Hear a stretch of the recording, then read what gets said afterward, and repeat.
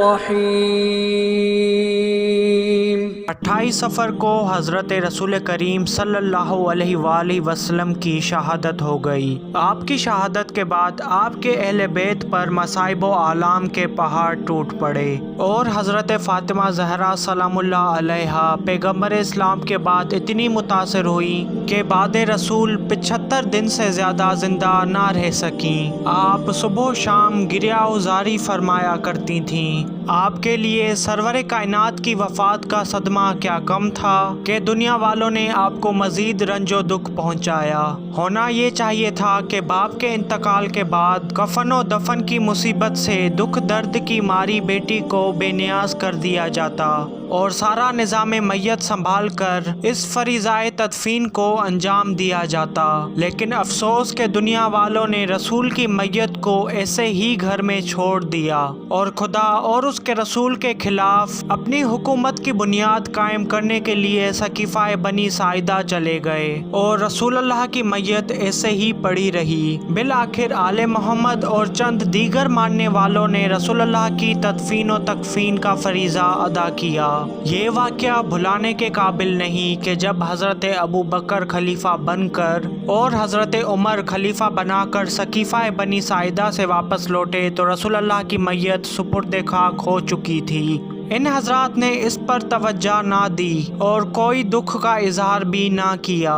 حضرت امام علی علیہ السلام اور کل بنی ہاشم اور کچھ صحابہ جن میں خالد بن سعید، مقداد بن عمر، سلمان فارسی، ابو ذر غفاری، عمار یاسر اور چند اور لوگ جو خلافت بنی ساعدہ کو تسلیم نہ کرتے تھے، لہٰذا حضرت سیدہ کے گھر گوشہ نشین ہو گئے۔ اس پر حضرت عمر آگ اور لکڑیاں لے کر آئے اور کہا کہ گھر سے نکلو ورنہ ہم گھر کو آگ لگا دیں گے۔ یہ سن کر حضرت سیدہ دروازے کے قریب آئیں اور فرمایا، اس گھر میں رسول اللہ کے نواسے حسن اور حسین موجود ہیں۔ باہر والوں نے کہا کہ ہونے دیجیے۔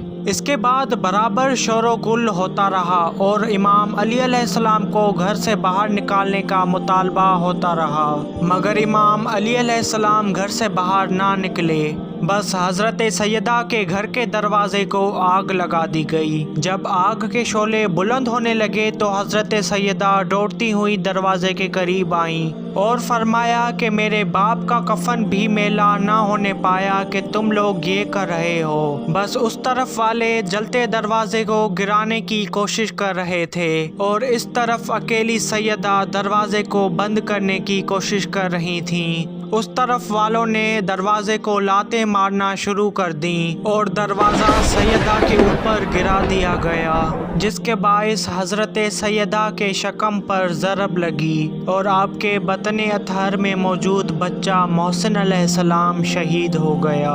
اس کے بعد یہ سارے لوگ حضرت سیدہ کے گھر میں داخل ہو گئے اور امام علی علیہ السلام کو گرفتار کر کے ان کے گلے میں رسی باندھی اور لے جا کر دربار خلافت میں پہنچے اور ان سے کہا گیا کہ بیعت کرو ورنہ خدا کی قسم ہم تمہاری گردن اڑا دیں گے۔ حضرت امام علی علیہ السلام نے فرمایا، تم کیا کر رہے ہو اور کس قاعدے اور کس بنیاد پر مجھ سے بیعت لے رہے ہو، اور یہ کبھی نہیں ہو سکتا۔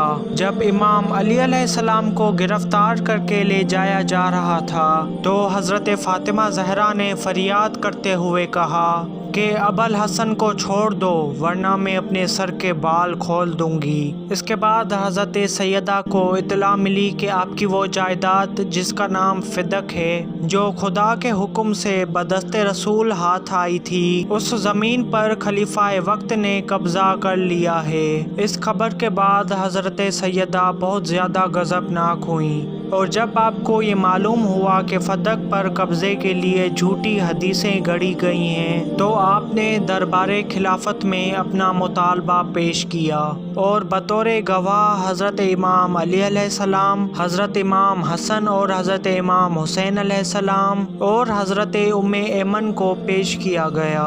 लेकिन ये सब गवाहियाँ मुस्तरद कर दी गईं और कहा गया कि अली शौहर हैं और हसनैन बेटे हैं और उम्मे ऐमन कनीज़ है, लिहाजा इनकी गवाही नहीं मानी जा सकती। इसके थोड़े ही दिनों बाद हज़रत अबू बकर और हज़रत उमर अमीरुल मोमिनीन इमाम अली अलैहिस्सलाम की खिदमत में हाजिर हुए और कहा कि हमने ज़हरा बिनते रसूलुल्लाह को नाराज़ किया है, लिहाजा आप हमारे साथ चलिए ताकि हम उनसे माफ़ी मांग सकें। हज़रत इमाम अली अलैहिस्सलाम उनको अपने हमरा लेकर आए और फरमाया, ए फ़ातिमा, ये दोनों पहले भी आ चुके हैं लेकिन आपने इन्हें मकान में घुसने ना दिया। अब ये मुझे लेकर आए हैं, इजाज़त दें कि हम घर में दाखिल हो जाएं। हज़रत सैयदा ने हुक्म अली अलैहिस्सलाम से इजाज़त तो दे दी, लेकिन जब ये घर में दाखिल हुए तो सैयदा ने इनकी तरफ से चेहरा फेर कर दीवार की तरफ कर दिया और सलाम का जवाब तक ना दिया। और बीबी ने फरमाया कि खुदा की कसम, बाद नमाज ता हयात तुम दोनों पर बद्दुआ करती रहूँगी।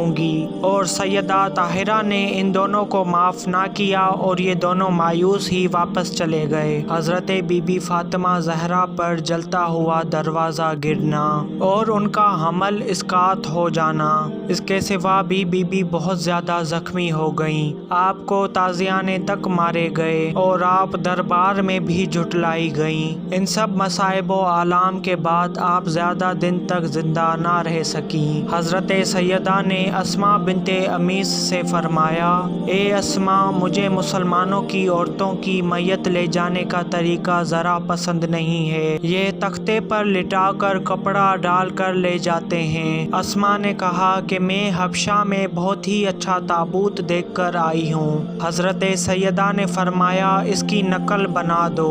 हज़रत अस्मा ने ताबूत तैयार किया और हज़रत सैयदा खुश हो गईं। इसके बाद आपने अमीरुल मोमिनीन इमाम अली अलैहिस्सलाम को बुलाया और वसीयत की। आपने फरमाया, या अबल हसन, मुझे खुद अपने हाथों से गुस्ल दीजिएगा और कफन पहनाइएगा और मेरा जनाजा रात को उठाइएगा। जिन लोगों ने मुझे सताया है उनको मेरे जनाजे में शरीक ना होने दीजिएगा। मेरे बाद शादी कीजिएगा तो एक रात अपनी बीवी और एक रात मेरे बच्चों के साथ गुजारिएगा। मेरे बाद एक शुजा खानदान में शादी कीजिएगा जिनसे आपको एक फर्जंद अता होगा, उसका नाम अब्बास रखिएगा।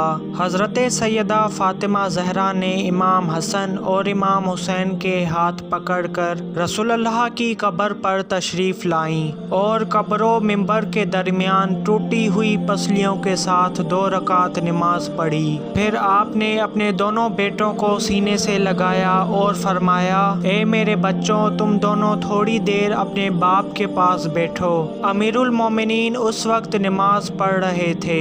हज़रत सैयदा वहाँ से घर तशरीफ़ ले आईं और हज़रत रसूलुल्लाह की चादर उठाई। गुस्ल फरमाने के बाद हज़रत रसूलुल्लाह का लिबास ज़ेबे तन किया और हज़रत अस्मा को आवाज़ दी। हज़रत अस्मा ने जवाब दिया, बीबी मैं हाजिर होती हूँ। जनाब सैयदा ने फरमाया, अस्मा तुम मुझसे जुदा ना होना, मैं कुछ देर इस हुजरे में आराम करना चाहती हूँ। जब मैं बाहर ना निकलूँ तो मुझे 3 आवाज़ें देना। अगर मैं जवाब दूँ तो अंदर चली आना, वरना समझ लेना कि मैं रसूलुल्लाह के साथ मुल्हिक हो चुकी हूँ। इसके बाद रसूलुल्लाह की जगह पर खड़ी होकर 2 रकात नमाज पढ़ी और फिर लेटकर अपना चेहरा मुबारक चादर से ढांप लिया। जब कुछ देर गुजरी तो हज़रत अस्मा ने हज़रत सैयदा को आवाज़ दी, ए दुख्तरे रसूल खुदा, ए हसन व हुसैन की माँ। लेकिन अंदर से बीबी का कोई जवाब ना आया।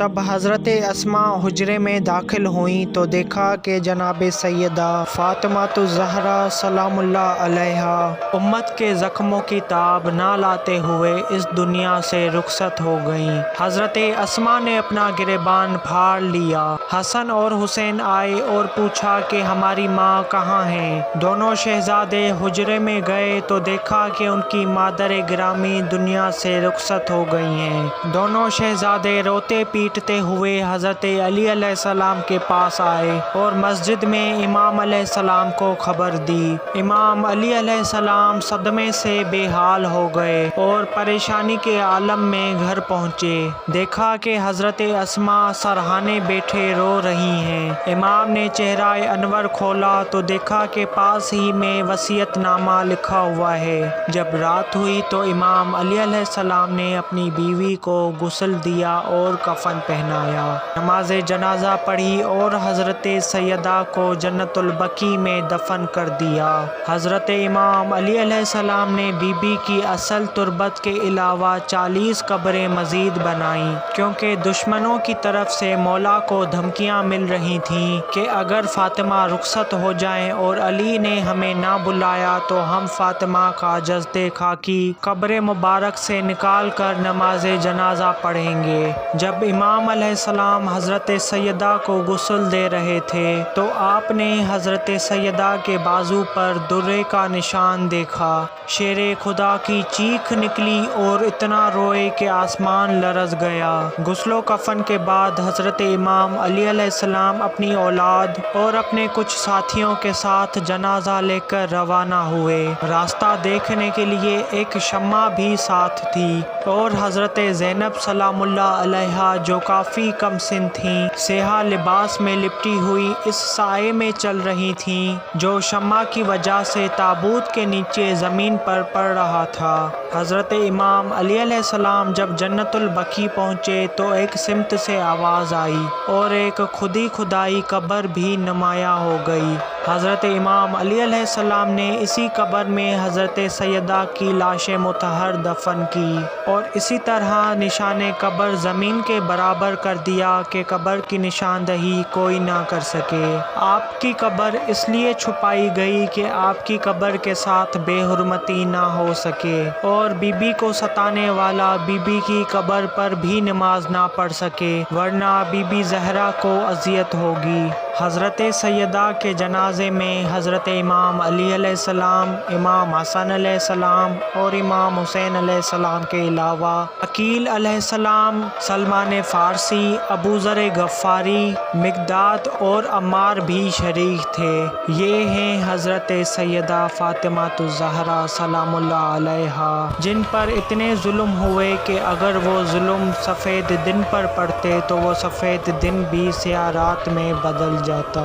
اللہ رب العزت کی لعنت ہو بی بی سیدہ کے قاتلوں پر اور ان کے دشمنوں پر، اور تمام درود و سلام ہو ہماری آقا زادی حضرت سیدہ فاطمہ الزہرا سلام اللہ علیہا کی ذات اقدس پر۔